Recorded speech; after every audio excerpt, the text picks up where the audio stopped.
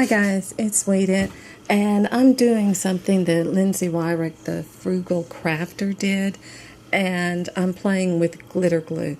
And there I'm tearing up this typical stuff that you get for scrapbooking in the little tubes. That one was a little bit better, but still very fragile, and that was just the plain old glue that comes from like the kids' big bottles, big 8-ounce bottles of glue.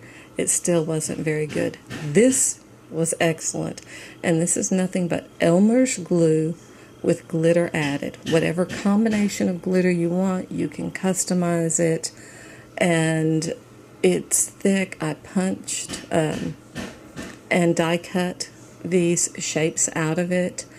I will show you that a little bit later on. And there's some splats that I made earrings out of, and I got totally excited about this. And there I'm showing you how I got these shapes out, and I'll go into how you can get these shapes. But Lindsay she made these awesome earrings, and I've been wanting to do this forever, so I played with the glues, and I'm going to call these glue sheets. Now this was a pretty good glue sheet, but the dye that I spread it out very thin, and the dye that I used was a fragile one, so just a little bit of tension and you can see that little earring popped apart. So you have to have one, your glue needs to be fairly thick, but then we're going to have to talk about not too thick.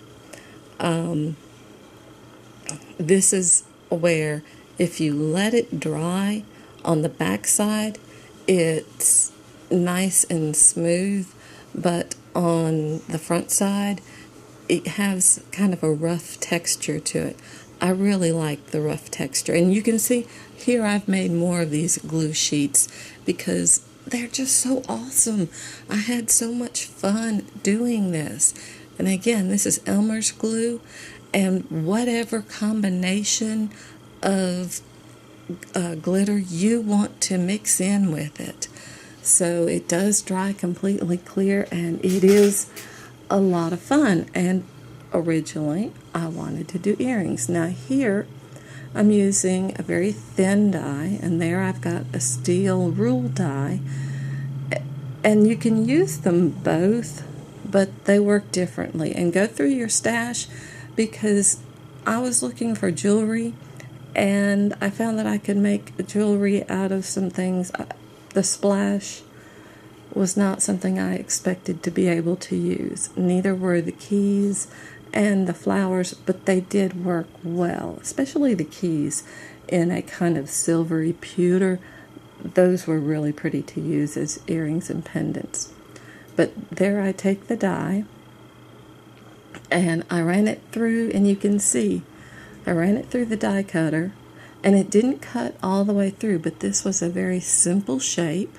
Okay, that's the back side. It didn't cut through. It's a simple shape, so it was very easy for me to take my scissors and trim out and get that shape. And then I do something with these later on, because I'm starting to get some ideas that got me very very wound up, very excited over this whole procedure.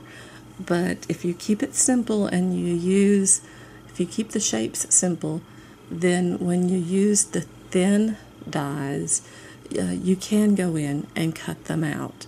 If you had the glue thinner, it might work, but then I think it would be too fragile. When you're working with the glue, you want it thick enough that it is substantial, but if you're going to use it in a punch like I do later on, you need to make sure that you've got it spread out thin enough that it will actually go under the punch, because I had some glue sheets that were just simply too thick to go in my punches. And here I'm going to show you. This one worked really well. This is sort of this is a mosaic type, And to me, it looked like a Christmas ornament.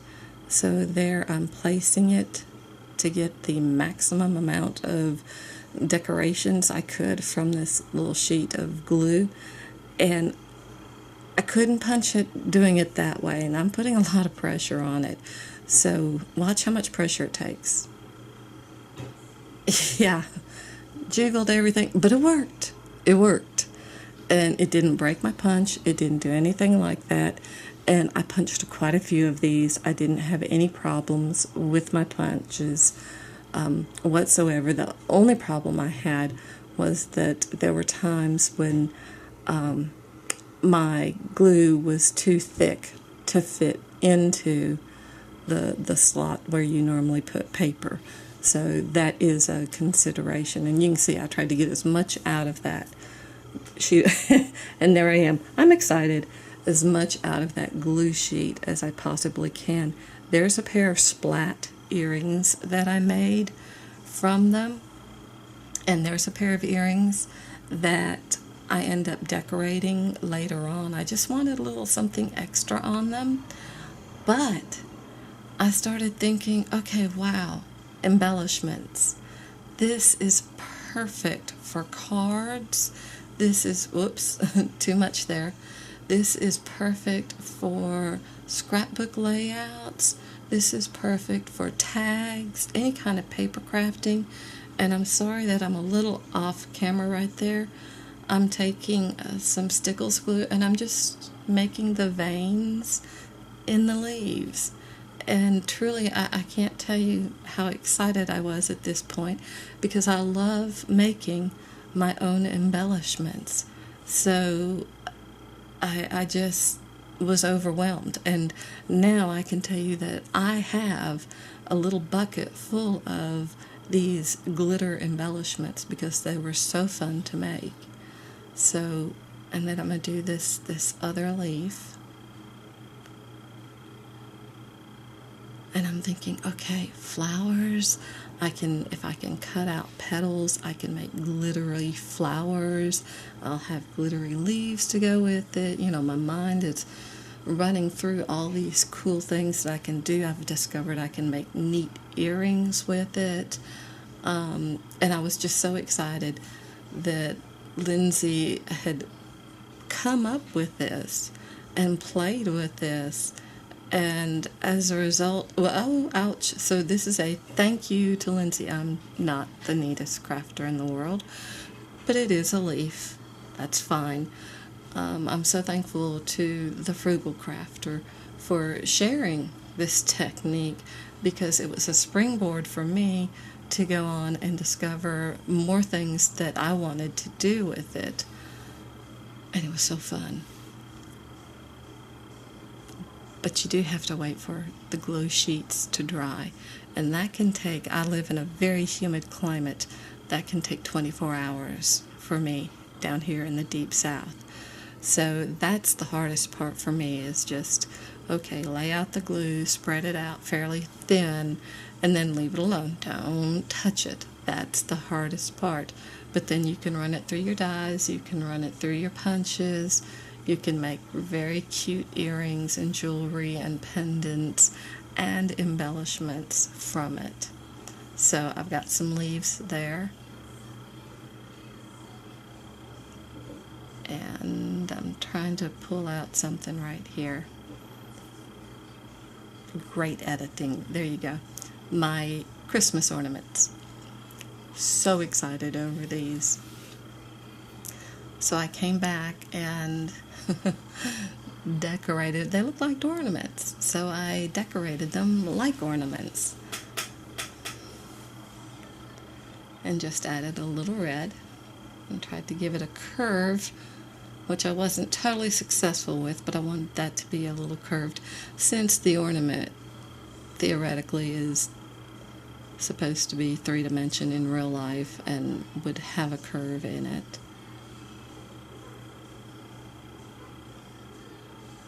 But I can just see these on some cards or some scrapbook pages or some tags. I'm sorry. This was so much fun for me. I think I put that one aside and then I dragged it back. No, I need more. I need more. It needs something else. And there's the little wiggle. Yep. And there we go. And then I do the other one. And again, the beauty of it is use your whatever glitter you've got on hand. It's just Elmer's and glitter. And make your own unique mix. Use your own punches and dies that you already have. It doesn't take anything extra to do this. So I call this a very frugal way, of course coming from the frugal crafter, but a very frugal way to come up with both jewelry and embellishments and just to have some fun. And I think that I will be featuring some of them in an upcoming tag. I'm playing around with that idea. There I go. Yeah, see, I'm excited. It was so much fun. And yes, there I go. I punched out hearts. So I've got those hearts ready. I'm excited about that flower. And I'm trying to show you the thickness. I'm thinking, I don't know how to measure the thickness on this. I really don't. I'm not sure how to tell you. But I had decorated the earrings and made, attached a little filigree finding to them. And there's my splat earrings. My leaves are in there. I've got hearts. I got all kinds of stuff to play with. And this is fun. Please try this. Give me a thumbs up if you enjoyed it. And thank you for watching.